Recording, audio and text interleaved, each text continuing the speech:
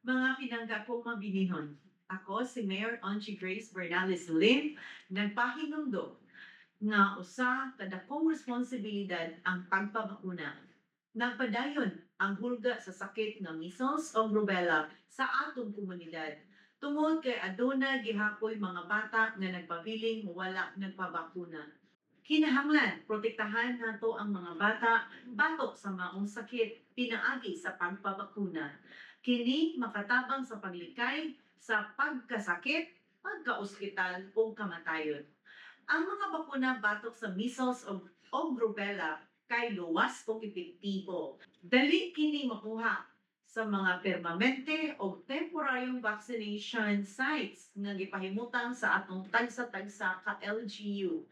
Kanunay nga andam ang atong mga health workers sa pag-atiman kung adunay masinati nga mga posibleng reaksyon sa bakuna.